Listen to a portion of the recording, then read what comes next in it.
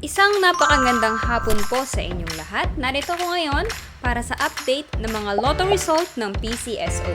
Kaya naman, ihanda na ang inyong mga ticket para sa ating 2pm lotto draw ng 2D Lotto at 3D Lotto ngayong araw. Huwag na nating patagalin pa. Here's our lotto result. For 2D Lotto, the winning numbers are 23 and 20. in exact order.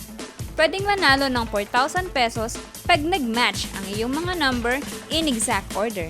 2,000 pesos naman para sa Rambolito System Play.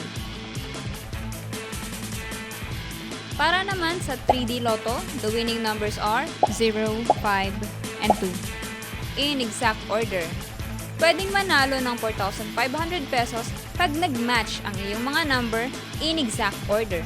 750 to 1,500 pesos naman para sa Rambolito System Play.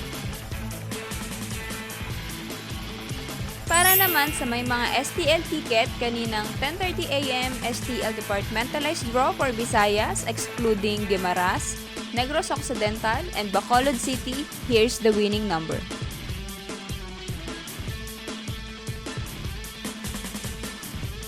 And for 10:30 AM STL Departmentalized Draw for Mindanao excluding Davao City and Zamboanga del Sur, here's the winning number.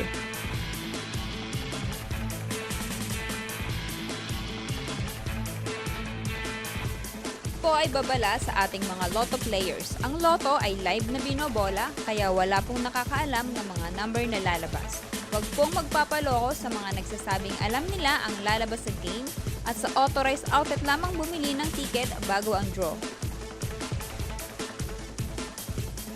Para maklaim ang inyong prize, pumunta lang sa authorized lotto outlet pag nanalo ka ng umabot sa 20 to 10,000 pesos.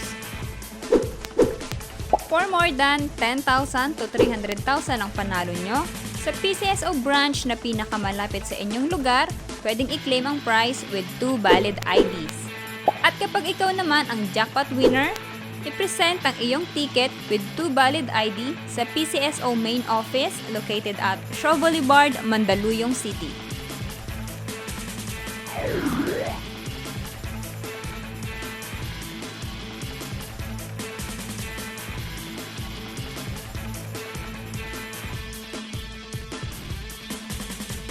Congratulations po sa lahat ng ating winners at magkita-kita tayo mamayang 5pm draw ng ating 2D Lotto at 3D Lotto. Maraming salamat po.